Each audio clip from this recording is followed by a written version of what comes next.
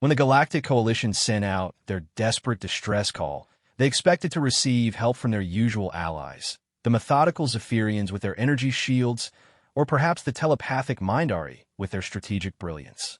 What they didn't expect was to accidentally tap into an emergency frequency from a small, blue planet on the outer rim of the galaxy. They certainly didn't expect the response that came back. "This is Terran Command. Message received. Deploying immediate assistance." The Coalition had never heard of Terra or humans before. Their databases showed no record of this species in any diplomatic registry. But with their homeworlds burning and enemy fleets advancing on all fronts, they weren't about to refuse help from anyone willing to answer their call. They had asked for backup. They were about to discover that when humanity says they're sending help, they don't send peacekeepers or negotiators. They send their warriors. And Earth's warriors have been forged in the fires of 10,000 years of constant warfare, shaped by survival against impossible odds, and tempered by a code that said you never, ever abandon those who call for help. The galaxy was about to learn why. In the dark corners of space, where ancient civilizations whispered warnings to their young, there was already a growing legend about the pale, bipedal creatures from Sol 3. The legend that said, when humans go to war, even the stars hold their breath. The command center of the Coalition flagship, Eternal Dawn, buzzed with frantic activity as Admiral Kethvar watched another star system fall to the Devourers. The holographic display showed red markers spreading like a plague across their territory, each one representing billions of lives lost to the mechanical nightmare that had emerged from the galactic void. "Sir, we've lost contact with the Zirian Defense Fleet," reported Communications Officer Yila, her normally steady voice cracking with strain. "That's the 4th fleet this week." Kethvar's scaled hands clenched into fists. In his 3 centuries of service to the Galactic Coalition, he had never seen anything like the Devourers. They weren't just another aggressive species seeking territory or resources. They were something far worse, a synthetic consciousness that consumed everything in its path, converting organic matter into fuel and raw materials for their ever-expanding war machine. "What about our allies?" Kethvar asked, though he already knew the answer would bring no comfort. "The Zephyrian Armada is fully engaged defending their core systems," Yila replied, scrolling through her reports. "The Mindari Collective has retreated behind their psionic barriers and won't emerge until the threat passes. The Crystalline Empire." She paused. "The Crystalline Empire no longer exists, sir. Their homeworld was harvested 6 standard days ago." The bridge fell silent, except for the constant hum of machinery and the soft beeping of various monitoring systems. Everyone present understood the gravity of their situation. The Coalition's greatest military powers were either fighting for their own survival or had already fallen. They were alone against an enemy that seemed unstoppable. "Sir," called out Tactical Officers Ran from a station, "the Devourer fleet that consumed the Zirian system is changing course. They're heading directly for us." Kethvar studied the tactical display. The enemy fleet consisted of hundreds of massive vessels, each one a mobile factory capable of stripping planets bare in a matter of days. At their current speed, they would reach Coalition space within 72 hours. "Send out emergency broadcasts on all Coalition frequencies," Kethvar ordered. "Military Priority Alpha. Request immediate assistance from any available forces." For the next several hours, they transmitted their desperate plea across the galaxy. The responses they received were heartbreaking in their consistency. Every major power was either under attack or too weakened to provide meaningful aid.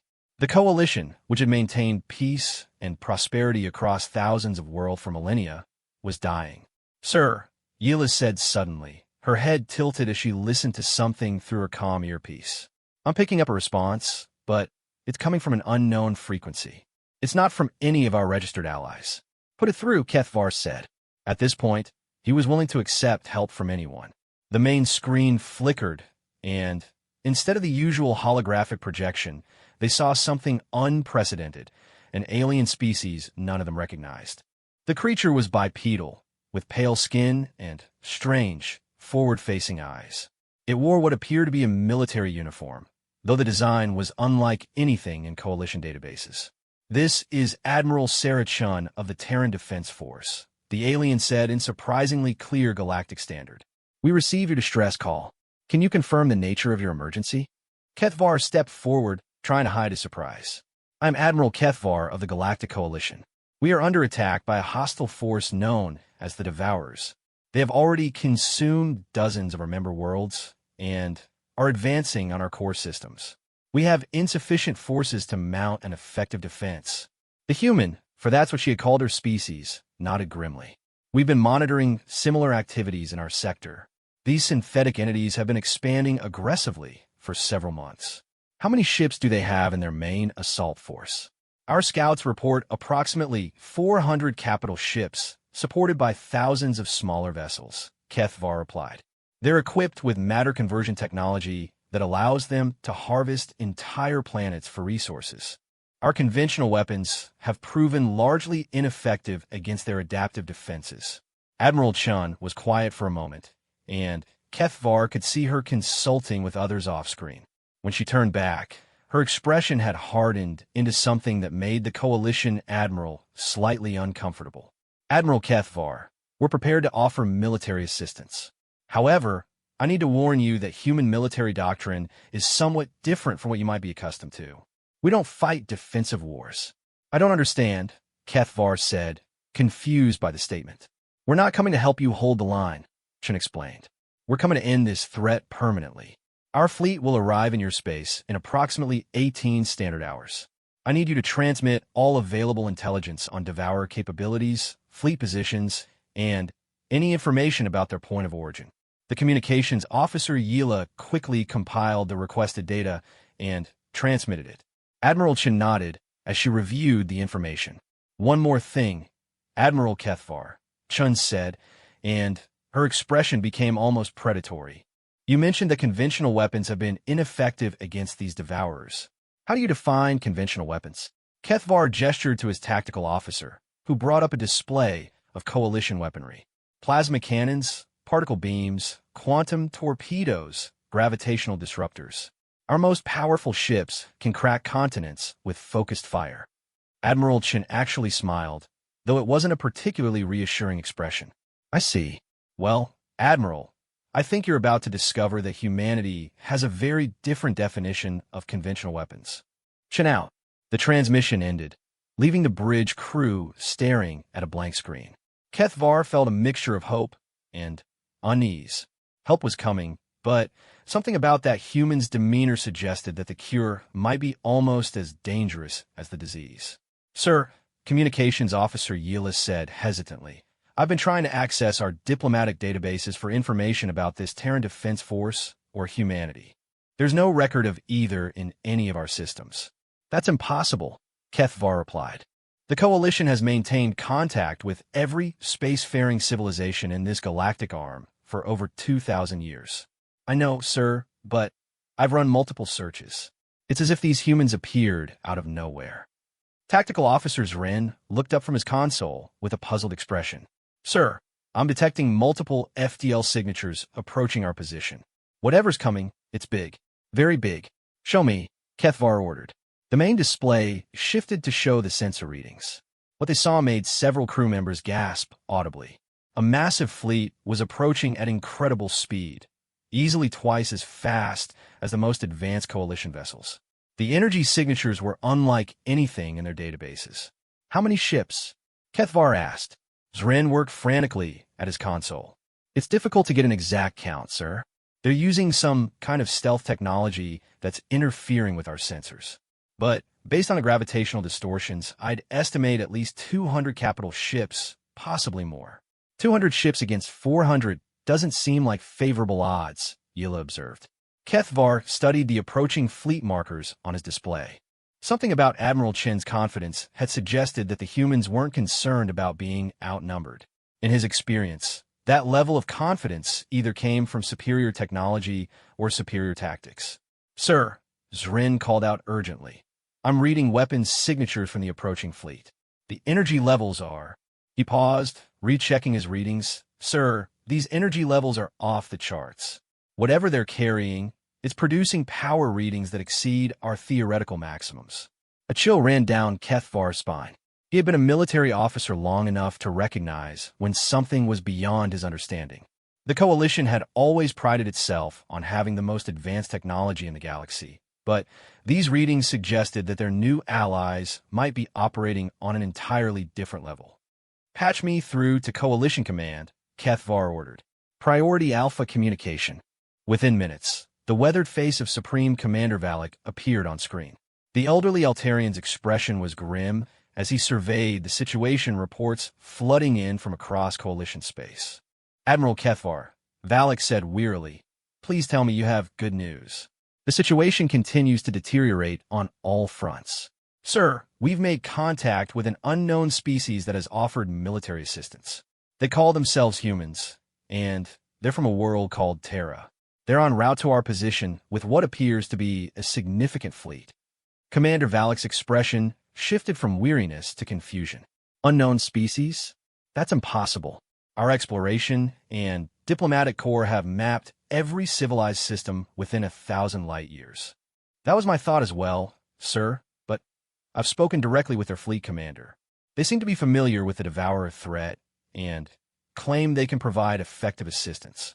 "Admiral," Valak said slowly, "given our current situation, I'm prepared to accept help from anyone willing to provide it. However, I want you to maintain maximum alert status. We know nothing about these humans or their intentions." "Understood, sir. There's something else you should know. Their fleet is producing energy readings that exceed our theoretical maximums for directed energy weapons.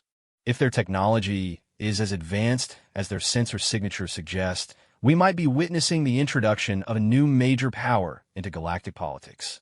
Commander Valak was quiet for a long moment. "Admiral, monitor this situation closely and report any developments immediately. If these humans can help us survive the Devourer crisis, we'll worry about the political ramifications later." Valak out. As the transmission ended, Kethvar found himself staring at the tactical display showing the approaching human fleet. In just a few hours, they would discover whether humanity represented salvation or simply a different kind of threat. Either way, the galaxy was about to change forever. The bridge crew worked in tense silence as they prepared for the arrival of Earth's warriors. None of them could have imagined that they were about to witness the emergence of the most dangerous military force the galaxy had ever seen. Outside the eternal dawn, space itself seemed to hold its breath as the human fleet approached. Unknown to the Coalition, they were about to discover that when humanity went to war, they didn't just fight to win. They fought to ensure that their enemies never threatened anyone ever again. The human fleet dropped out of hyperspace with a precision that made Admiral Kethvar's tactical officers exchange nervous glances. One moment, space was empty except for the Coalition ships. The next, 237 vessels materialized in perfect formation, their arrival creating barely a ripple in local space-time. "By the ancestors," whispered tactical officers Ren, his scaled fingers flying over his console. "Sir, their transition into normal space was cleaner than anything I've ever seen. No energy discharge, no gravitational disturbance. It's as if they simply appeared." Kethvar studied the fleet through the main viewport. The human ships were unlike anything in Coalition databases. Where Coalition vessels followed elegant curves and flowing lines that emphasized their scientific and exploratory heritage, these ships were clearly built for one purpose: war. Angular, aggressive, and bristling with weapon arrays that seemed to cover every surface. "Sir," Communications Officer Yila called out, "we're receiving a transmission from the lead human vessel." On screen, Admiral Chan appeared again, but this time Kethvar could see more of her surroundings. The bridge behind her was a study in controlled chaos, dozens of humans moving with practiced efficiency, holographic displays showing tactical information, and the low hum of what sounded like massive engines. "Admiral Kethvar," Chun said, "we're in position and ready to begin operations. I need to brief you on our tactical approach before we engage the enemy." "Of course, Admiral. Would you prefer to conduct this briefing aboard my flagship?" Chun paused, consulting with someone off-screen. "Actually, I think it would be more instructive if you and a small delegation came aboard our command ship. You need to understand exactly what you're witnessing before it begins." Within an hour, Kethvar found himself aboard a human shuttlecraft approaching the massive vessel that served as the fleet's flagship. The ship was enormous, easily 3 times the size of the Coalition's largest dreadnoughts. What struck him most, however, was a name painted on its hull in bold letters: UES Retribution. The shuttle bay was unlike anything Kethvar had ever seen. Instead of the clean, sterile environments common to Coalition ships, this was clearly a working military facility. Equipment was secured with brutal efficiency. Maintenance crews worked on various craft with practiced precision, and everything bore the unmistakable mark of constant use. As they disembarked, Kethvar was struck by the humans around them. They were all relatively small compared to most Coalition species, but there was something in their bearing that made him immediately understand why their ships felt so predatory. These weren't explorers or diplomats. They were professional soldiers, and they carried themselves with the confidence of veterans. A human in military dress approached their group. She was tall for her species, with close-cropped dark hair and scars that spoke of actual combat experience. Admiral Kethvar. I'm Colonel Martinez, Admiral Chin's tactical coordinator. If you'll follow me, the Admiral is waiting in the primary briefing room. As they walked through the ship's corridors, Kethvar noticed details that reinforced his growing unease. Every surface could be sealed in seconds. Emergency stations were positioned at regular intervals. The very architecture of the ship suggested that its builders expected to fight in the corridors if necessary. Colonel, Kethvar asked as they walked, how long has humanity been spacefaring? Depends on how you define spacefaring, Martinez replied. We've had faster-than-light travel for about 200 years, but we've been fighting wars for a lot longer than that. The briefing room was dominated by a massive holographic projector that currently showed a three-dimensional map of local space. Admiral Chun was waiting with several other senior officers, all of whom shared that same dangerous competence that Kethvar was beginning to recognize as a human characteristic. Admiral Kethvar, welcome aboard, Chun said, gesturing to chairs arranged around the holographic display. I want to make sure you understand what's going to happen over the next few days.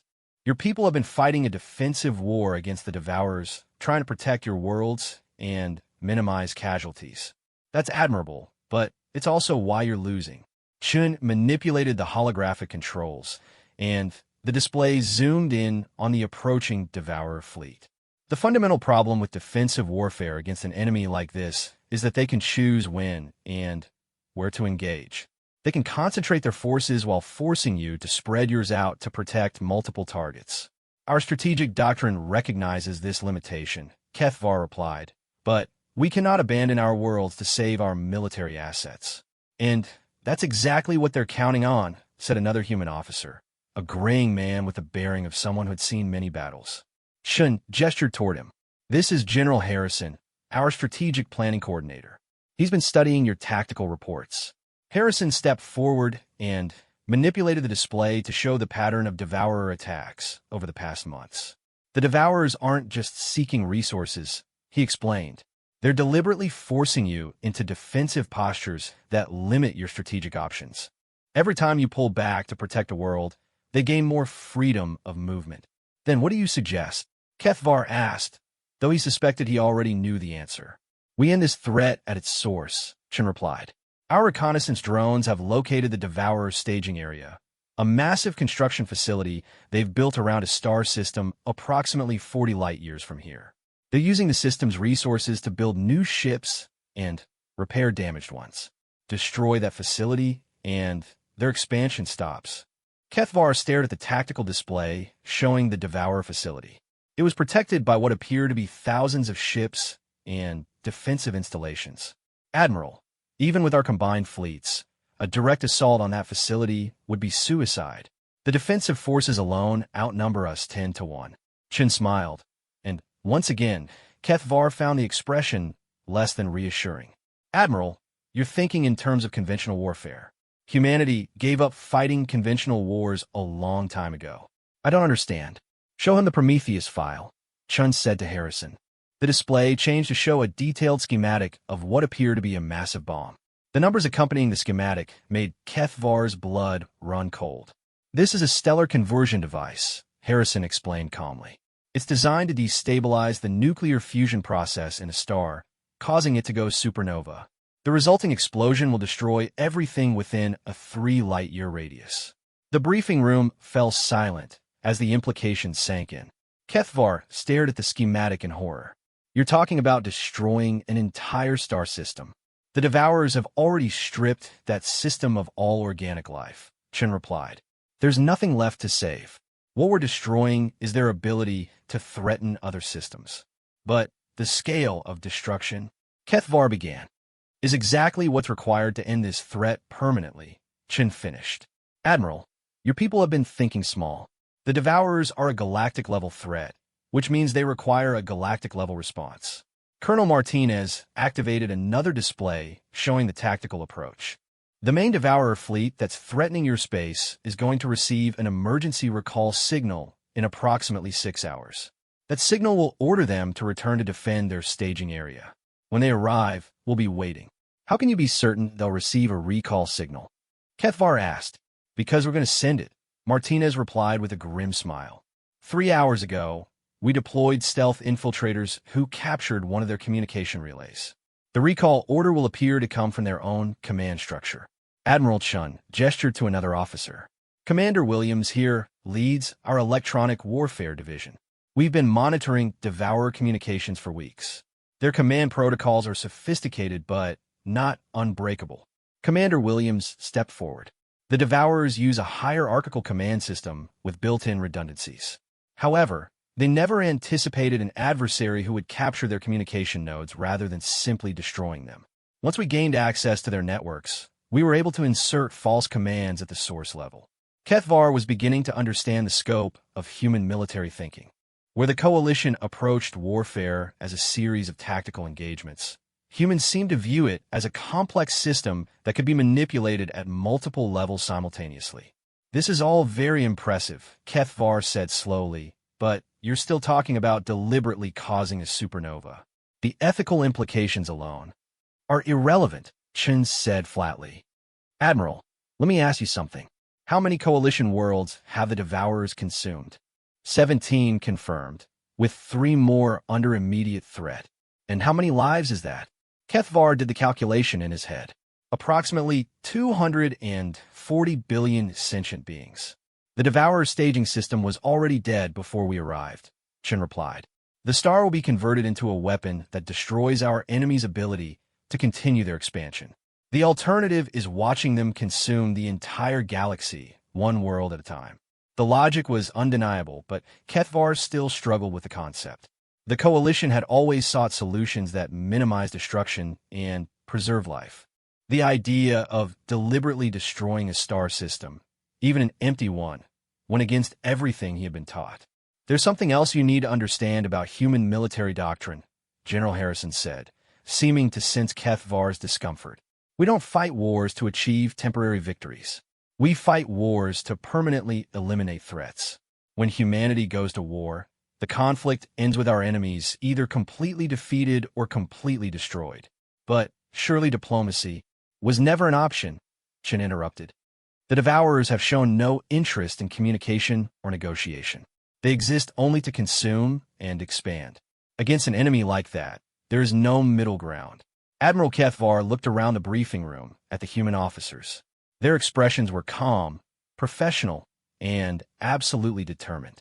These weren't bloodthirsty warriors seeking glory. They were soldiers who had calculated the most effective way to end a threat and were prepared to implement that solution regardless of its cost. When does the operation begin? He asked finally. The false recall signal was transmitted 20 minutes ago, Chen replied. The Devourer fleet threatening your space should begin their withdrawal within the hour. Our fleet will follow them to their staging area and implement the stellar conversion device. The entire operation should be completed within 72 hours. And after that, Chen's expression grew thoughtful. After that, Admiral, the galaxy will be safe from the Devourer threat. What happens next will depend on whether the Coalition is interested in establishing formal relations with humanity. As Kethvar and his delegation were escorted back to their shuttle, he couldn't shake the feeling that he had just witnessed something that would change the balance of power in the galaxy forever. Humanity hadn't just offered to help. They had offered to solve the problem completely, using methods that no Coalition species would have even considered. The question now was whether the cure would prove to be more dangerous than the disease. As their shuttle departed the UES Retribution, Kethvar watched the human fleet prepare for operations. Whatever happened over the next few days, he knew that the galaxy would never be the same. The age of human warfare was about to begin. Commander Elena Vasquez watched the tactical display aboard the stealth frigate Shadow's Edge as the massive Devourer fleet began its hasty withdrawal from Coalition space. For the past 18 hours, she and her infiltration team had been operating deep behind enemy lines, and what they had discovered had exceeded even their worst projections. "Control, this is Shadow 1," she transmitted on an encrypted channel back to the fleet. Devourer response is exactly as predicted. The main assault force is breaking off from Coalition targets and forming up for transit to their staging area. Estimated time of arrival at the target system, 14 hours. Admiral Chen's voice crackled back through the quantum entanglement communicator. "Confirmed, Shadow 1. What's your status on the primary target reconnaissance?" Vasquez glanced at her intelligence officer, Lieutenant Park, who nodded grimly before responding. "Control, you're not going to like this. The staging facility is significantly larger than our initial estimates. We count over 3,000 ships in the immediate area, plus orbital manufacturing platforms around each of the system's 7 planets. They've essentially converted the entire system into a mobile fleet production facility." There was a pause before Chen responded. "Understood. What about defensive positions?" "They've constructed a defensive perimeter using the asteroid belt as a foundation. We count approximately 50 battle stations, each one larger than a Coalition dreadnought.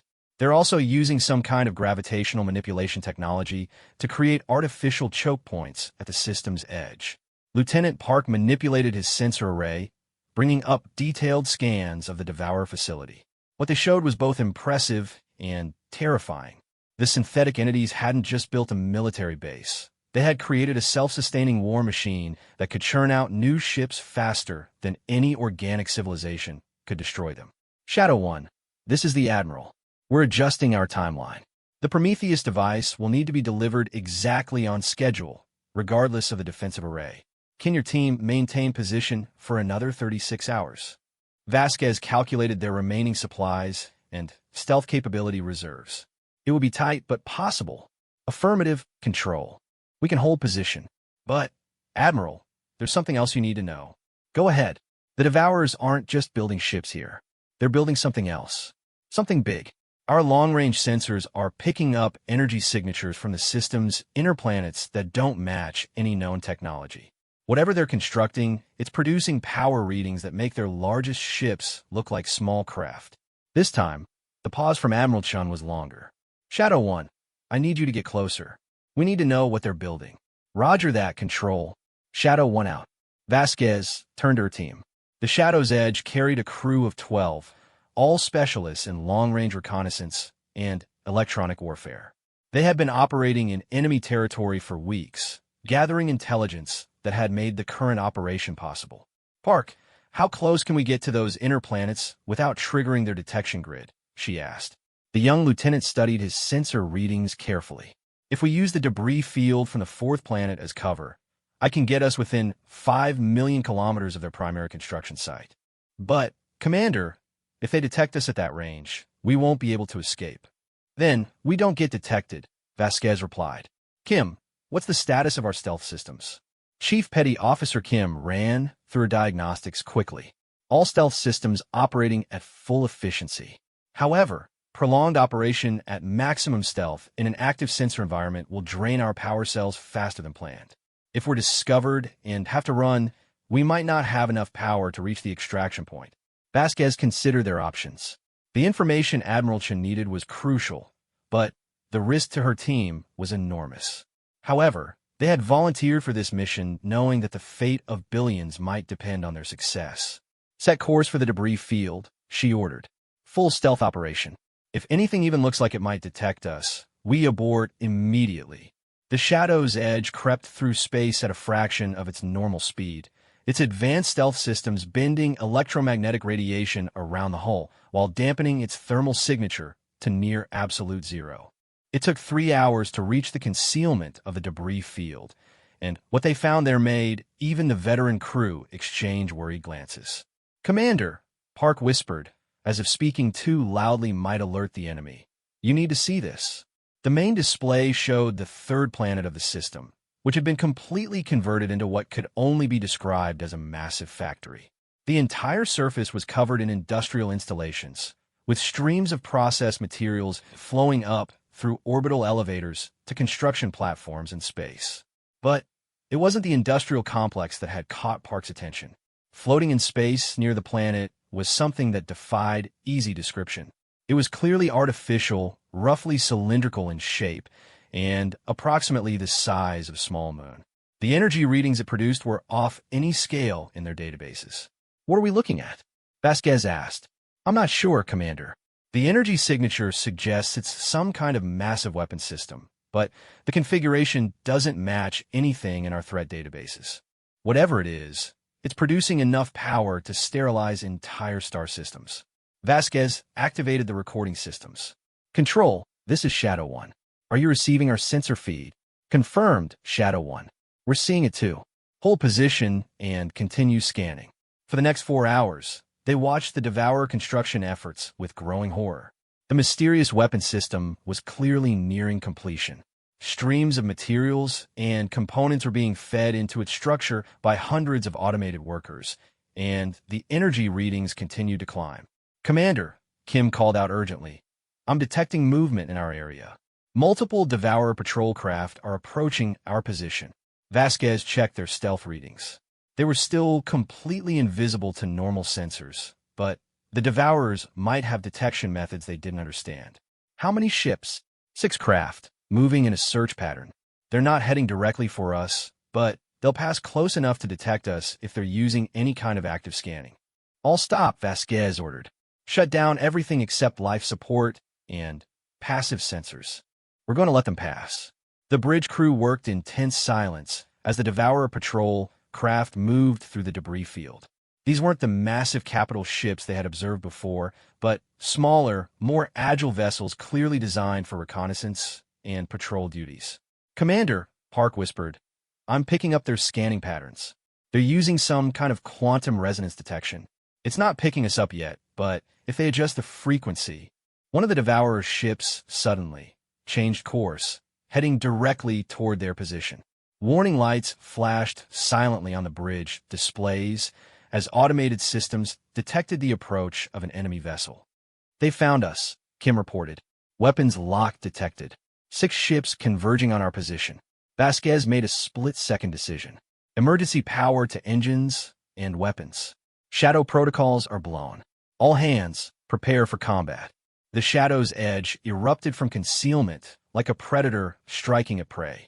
Its stealth systems disengaged, replaced by combat shields and targeting systems.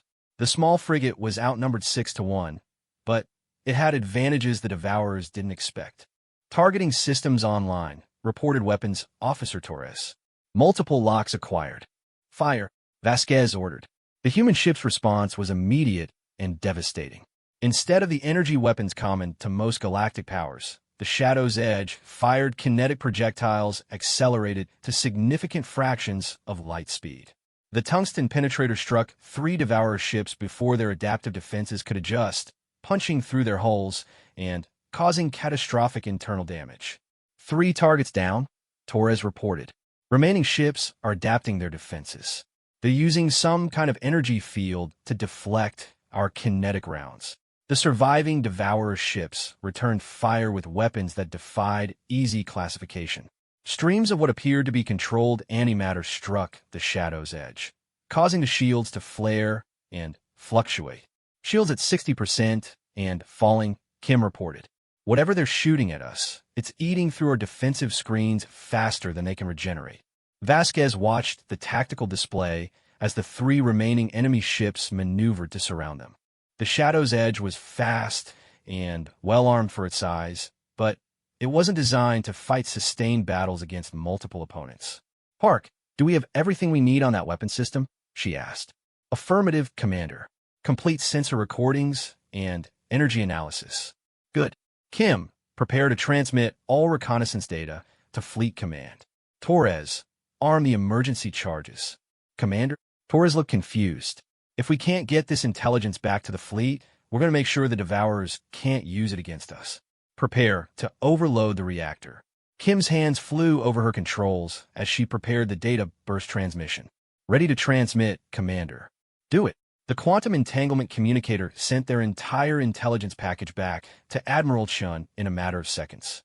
At the same time, Torres armed the emergency charges that would overload their fusion reactor if capture became imminent. Control, this is Shadow 1, Vasquez transmitted. Intelligence package transmitted. Our position is compromised. Recommend immediate implementation of the Prometheus option. Admiral Chen's voice came back immediately. Negative, Shadow 1. We're tracking your position. Help is on the way. Before Vasquez could ask what help he meant, space around the Devourer's ships suddenly filled with explosions. A dozen human attack craft had appeared from nowhere, their stealth systems disengaging as they opened fire on the enemy vessels. Shadow 1, this is Reaper Squadron, came a new voice over the comm. Sorry we're late to the party. Recommend you get clear while we clean up this mess. The newly arrived human fighters moved with lethal precision, their pilots displaying a level of skill that made the Devourer vessels seem clumsy by comparison. Within minutes, the remaining enemy ships were reduced to expanding clouds of debris. Shadow 1, this is Reaper Lead. Area secure. Follow us out of here before their friends show up. As the small human task force retreated from the Devourer system, Vasquez couldn't shake the feeling that they had just witnessed something that would change the war forever. The weapon the Devourers were building wasn't just a threat to the Coalition, it was a threat to every living thing in the galaxy. Control, this is Shadow 1. She transmitted as they reached the edge of the system. We need to talk. What we found changes everything. Back aboard the UES Retribution, Admiral Chin studied the intelligence reports with a growing sense of urgency. The weapon the Devourers were constructing wasn't just a superweapon. It was a galaxy killer capable of sterilizing entire regions of space. The stakes had just been raised beyond anything they had previously imagined. The Prometheus option was no longer just about ending the Devourer threat. It was about preventing the extinction of all organic life in the galaxy. The time for half measures was over. Humanity was about to show the galaxy what total war really looked like. The war room aboard the UES Retribution hummed with controlled tension as Admiral Chun reviewed the final intelligence reports from Commander Vasquez's reconnaissance mission. The holographic display showed the Devourer galaxy killer weapon in horrifying detail, a construct capable of consuming entire star systems and converting their energy into directed beams that could sterilize planets from hundreds of light years away. How long until it's operational? Chin asked Dr. Elizabeth Reyes, the fleet's chief science officer. Dr. Reyes manipulated the hologram, highlighting specific components of the alien weapon. Based on the construction rate we observed and the energy signature progression, I estimate 72 hours until initial activation capability. Full operational status would follow within a week. General Harrison leaned forward in his chair. Admiral, we need to accelerate our timeline. The Prometheus device was designed to destroy their fleet and manufacturing capability. If they complete this galaxy killer, our stellar conversion weapon might not be enough to stop it. Chin studied the tactical projections floating before her. The plan had always been risky, but the discovery of the Devourer's superweapon had transformed it from a calculated gamble into a desperate race against extinction. What's the status of the Prometheus delivery system? She asked. Commander Jackson Williams, head of the Special Weapons Division, stepped forward. The device is fully operational and loaded aboard the stealth ship Nemesis. Captain Morrison and her crew have been running simulation attacks for the past 48 hours. They're as ready as they'll ever be. And the delivery window? The recalled Devourer fleet will arrive at their staging area in approximately 6 hours. Once they're in position, we'll have a 12-hour window where the maximum number of enemy ships will be concentrated in the target system. After that, they'll start dispersing again. Chin nodded grimly. The mathematics were brutal but clear. The Prometheus device would destroy everything within a 3-light-year radius when it triggered the stellar collapse. That would eliminate the Devourer's staging area, their fleet, their manufacturing capability, and their galaxy killer weapon in one massive explosion. It would also demonstrate to the galaxy that humanity possessed weapons capable of destroying entire star systems. Admiral, Communications Officer Reynolds called out, we're receiving a priority transmission from Admiral Kethvar aboard the Coalition flagship. Put him through. The Coalition Admiral appeared on the main screen, his scaled features drawn with exhaustion and stress. Behind him, Kethvar's bridge crew worked frantically at their stations. Admiral Chun, Kethvar began without preamble. Our long-range sensors are tracking the Devourer fleet's withdrawal. However, we're also detecting massive energy buildups in their staging system. Are you certain your plan will be effective against whatever they're constructing there? Chen exchanged glances with Dr. Reyes before responding. Admiral, we've confirmed that the Devourers are building a weapon system capable of threatening the entire galaxy. Our response has been adjusted accordingly. What does that mean? It means, Admiral Kethvar, that we're about to deploy a weapon that will permanently end the Devourer threat. However, the scale of destruction will be unprecedented. Kethvar's expression grew more troubled. Admiral Chun, the Coalition Council has asked me to inquire about the specific nature of your weapon systems. Some of our scientists are concerned about the energy readings we've detected from your fleet. Shouldn't have been expecting this question. The Coalition's sensors were sophisticated enough to detect some aspects of human weaponry, even if they couldn't fully understand what they were seeing. Admiral, in approximately 5 hours, we're going to cause the star at the center of the Devourer staging system to go supernova. The resulting explosion will destroy everything within a 3-light-year radius, including their fleet, their manufacturing facilities, and their new weapon system. The Coalition Admiral stared at her in stunned silence for several long seconds. You're going to destroy an entire star system? The system is already dead, Admiral. The Devourers consumed all organic life there months ago. What we're destroying is their ability to threaten other systems. But the implications, Kethvar began, are that the Devourer threat ends permanently. Chin finished. Admiral, your people have been fighting a defensive war against an enemy that grows stronger with each victory. We're ending this conflict decisively. After Kethvar signed off, clearly struggling to process what he had learned, Chin turned to her senior staff. The next few hours would determine not just the fate of the Coalition, but the future balance of power in the galaxy. Dr. Reyes, what's the current status of the target star? The scientist called up detailed readings on her portable display. It's a G-class star, slightly larger than Earth's sun. The stellar conversion process should take approximately 4 hours once the Prometheus device is activated. The resulting supernova will be visible from Coalition space. Commander Williams stepped forward. Admiral, Captain Morrison is requesting final confirmation to begin the insertion run. Chin took a deep breath. Once she gave this order, there would be no turning back. Humanity would have demonstrated that they possessed weapons capable of destroying entire star systems, fundamentally altering the galactic balance of power forever. Tell Captain Morrison she is cleared for final approach. Operation Prometheus is authorized. Light years away, the stealth ship Nemesis began its final approach to the Devourer staging system. Captain Sarah Morrison had commanded stealth operations for over a decade, but nothing in her experience had prepared her for the magnitude of what she was about to attempt. Stealth systems at maximum efficiency, reported her pilot, Lieutenant Commander Rodriguez. Enemy sensors are showing no detection. The Nemesis was humanity's most advanced stealth vessel, incorporating technology that made it virtually invisible to any known detection method.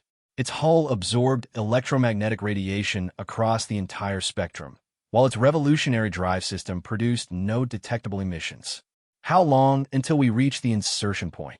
Morrison asked. 47 minutes at current speed, Rodriguez replied. The Devourer fleet is still assembling in the outer system. We should be able to reach the star before they establish a complete perimeter. Morrison studied the tactical display showing the Devourer forces. The recalled fleet was massive, over 400 capital ships plus thousands of smaller vessels, all converging on their staging area. If the Prometheus device failed, this armada would continue its expansion across the galaxy, eventually completing their galaxy killer weapon and using it to eliminate all organic life. Captain, called out Weapons Specialist Park, the Prometheus device is showing all green indicators. Final arming sequence can be initiated on your command. The Prometheus device itself was surprisingly small for something capable of destroying a star. About the size of shuttlecraft, it contained the most sophisticated stellar manipulation technology humanity had ever developed. When activated, it would burrow into the target star's core and disrupt the delicate balance of forces that kept the fusion reaction stable. Engineering, what's our status? Morrison asked. All systems optimal, Captain, came the reply from Chief Engineer Thompson. Stealth drive is operating within normal parameters. Power reserves are at maximum. Morrison nodded. Everything was proceeding according to plan, but she couldn't shake the feeling that they were crossing a line humanity had never crossed before. When the Prometheus device activated, they wouldn't just be destroying an enemy fleet, they would be demonstrating that humans possess the power to extinguish stars. Captain, we're approaching the outer edge of the system, Rodriguez reported.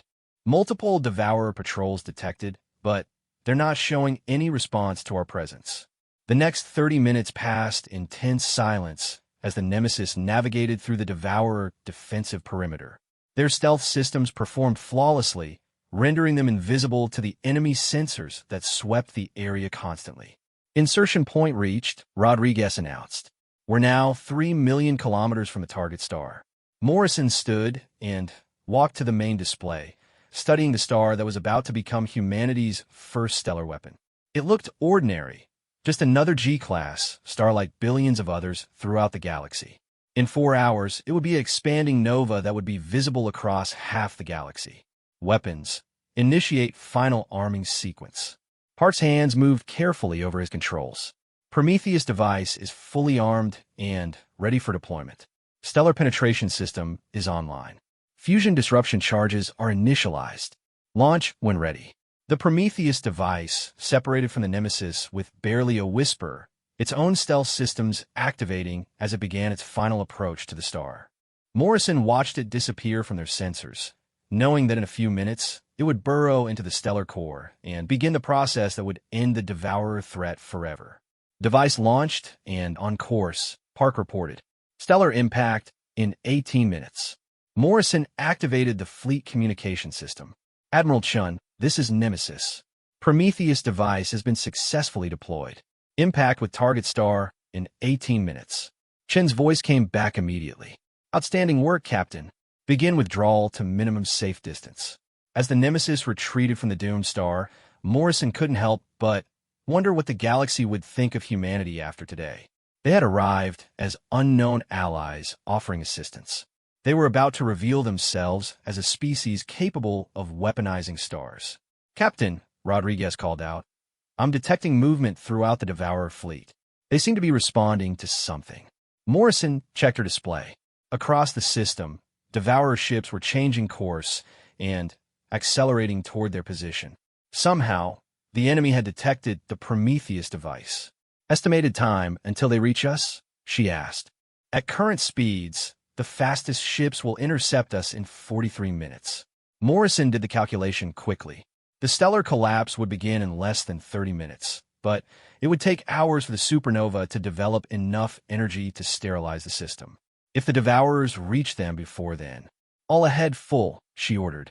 We need to get clear of this system before they box us in. The Nemesis accelerated toward the edge of the system, its crew knowing that they carried the most important news in galactic history.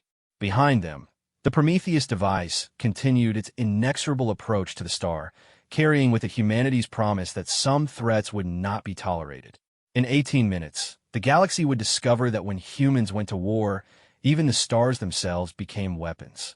The bridge of the UES Retribution fell silent as the countdown reached 0.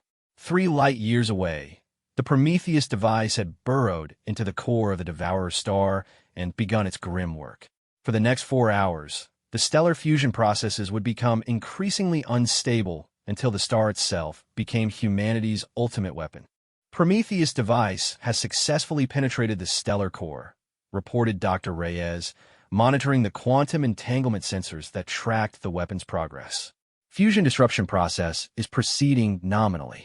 Admiral Chen nodded, but her attention was focused on the tactical display showing the Devourer fleet's frantic response. Across their staging system, hundreds of ships were breaking formation and accelerating toward the edges of the system, as if they somehow understood what was coming. Admiral, Communications Officer Reynolds called out, we're receiving an emergency transmission from Captain Morrison aboard the Nemesis. Put her through. Morrison's face appeared on the main screen, strain evident in her expression. Behind her, The bridge of a stealth ship showed clear signs of battle damage. "Admiral, we're under pursuit by approximately 50 Devourer ships. They detected the Prometheus device somehow and tracked our withdrawal route. We took some hits breaking through their perimeter, but we're clear of the blast radius." "What's your status, Captain?" "Stealth systems are offline, and we've lost 2 engines. We can make it back to the fleet, but we won't be able to outrun them if they decide to chase us all the way." Chun studied the tactical plot. The Nemesis was indeed clear of the immediate danger zone, but the Devourer pursuit force was gaining ground rapidly. More concerning was the main enemy fleet's behavior. They were abandoning their staging area with a speed that suggested they knew exactly what the Prometheus device would do. "Admiral," General Harrison said quietly, "the Devourers are acting like they've seen stellar weapons before." The implication sent a chill through the bridge crew. If the Devourers were familiar with stellar manipulation technology, it suggested they had encountered other species capable of such weapons, species that were no longer around to tell the tale. "Dr. Reyes," Chen called out, "how long until the first stellar instabilities become visible?" "Approximately 3 hours, Admiral. The star will show signs of increased solar activity as the fusion processes become unbalanced. The actual collapse will begin about an hour after that."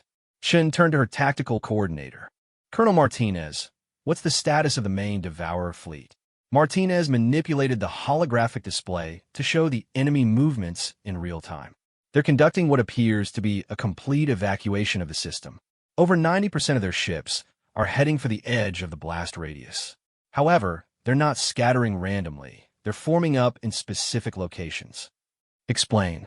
"It looks like they're planning to resume their expansion the moment the supernova reaches peak intensity.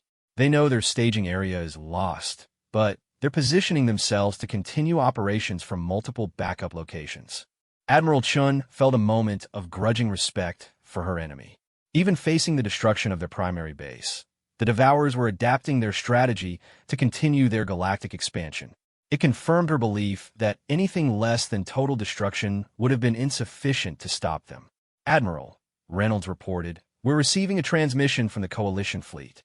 Admiral Kethvar is requesting an immediate conference." "Put him through."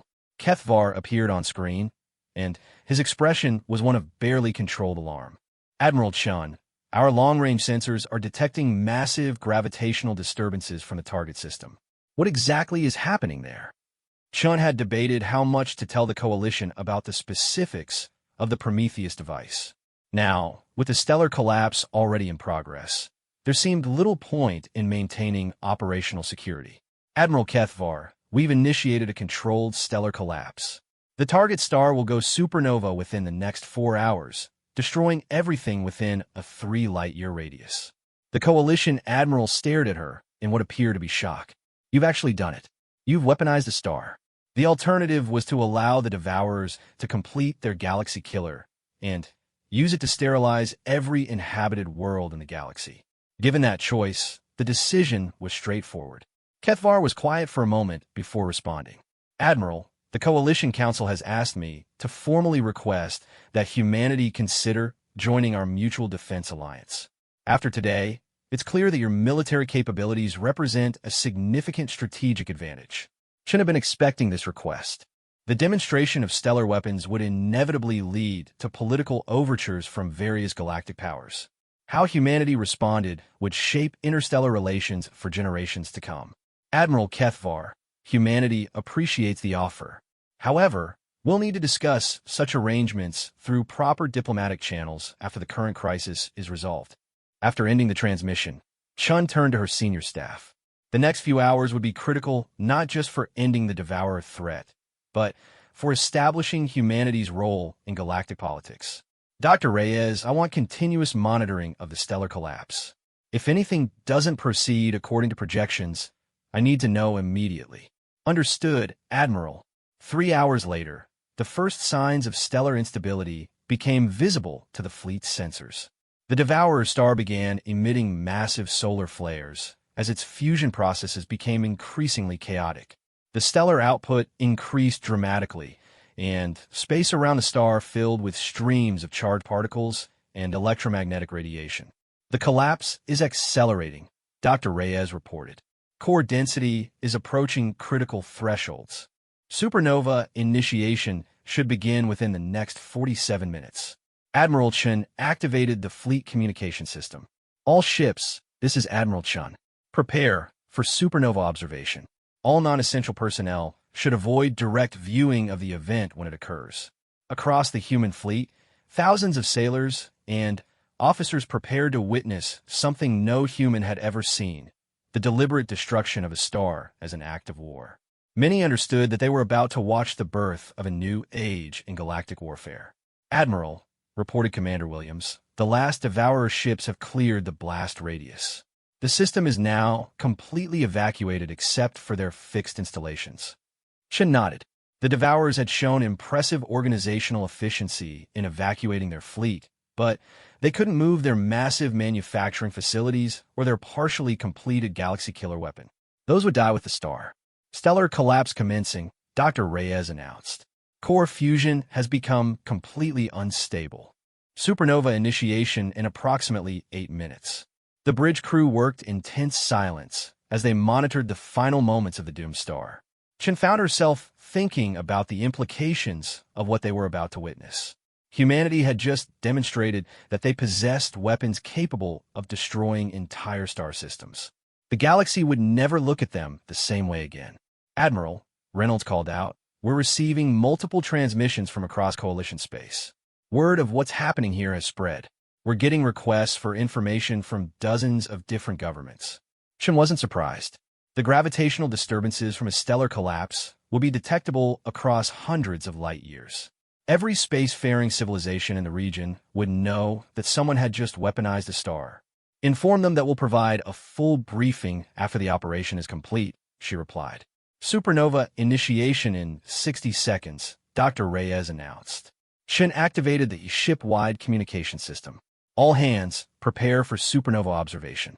What you're about to witness is the end of the Devourer threat and the beginning of a new chapter in galactic history."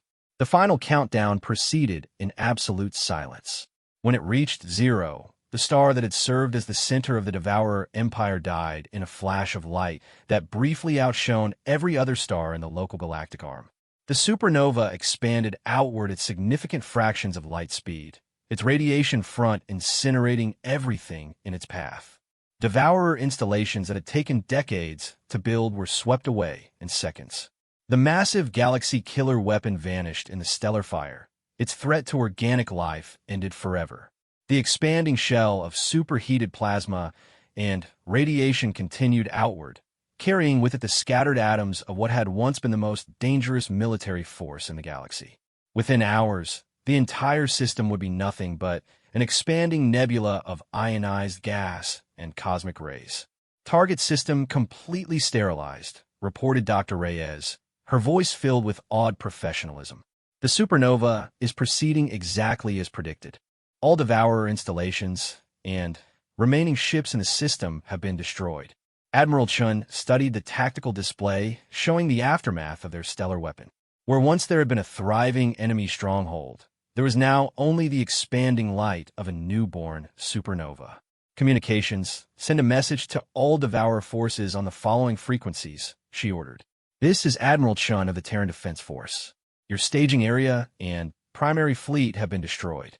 Your galaxy killer weapon has been eliminated. Any further expansion into inhabited space will result in similar responses. You have been warned." The message was transmitted across multiple frequencies known to be used by Devourer forces. Within hours, it would reach the scattered remnants of their empire, carrying with it the promise that humanity would not tolerate threats to galactic civilization. "Admiral," General Harrison said quietly, "we've just announced to the galaxy that humanity possesses stellar weapons. Every major power is going to know what other weapons we have." She nodded. She had anticipated this development. By demonstrating their ability to destroy stars, humanity had fundamentally altered the balance of power in the galaxy. They would now be seen either as potential allies to be courted or as threats to be contained. "Dr. Reyes, what's the long-term prognosis for the supernova?" she asked. "The radiation output will continue for several months before beginning to fade. The expanding shell of matter will be detectable for thousands of years. Any civilization with basic astronomy will be able to determine that this was an artificially induced stellar collapse. Admiral Chun looked out at the expanding light of humanity's first stellar weapon. In a few hours, the light from the supernova would reach Coalition space, where it would be visible to billions of beings as proof that the Devourer threat had been permanently ended. But it would also serve as a reminder that humanity now possessed the power to extinguish stars. The galaxy had called for backup against an existential threat, and they had received Earth's warriors. The question now was whether the cure would prove to be more dangerous than the disease. Only time would tell if humanity could be trusted with the power to destroy worlds. Communications, prepare a full briefing package for transmission to Coalition Command, Chun ordered. Include complete tactical reports, casualty assessments, and our recommendations for post-conflict security arrangements. As the human fleet began its journey back to Coalition space, carrying news of their victory over the Devourers, Admiral Chun couldn't shake the feeling that they had just crossed a threshold from which there would be no return. Humanity had answered the galaxy's call for help, but in doing so, they had revealed themselves to be the most dangerous species ever encountered. The age of human dominance in galactic warfare had officially begun. Behind them, the light of their stellar weapon continued to expand, carrying with it a simple message that would echo across the galaxy for generations to come. When humanity goes to war, even the stars themselves become weapons. The galaxy had asked for backup. They had gotten humanity's deadliest warriors instead, and nothing would ever be the same.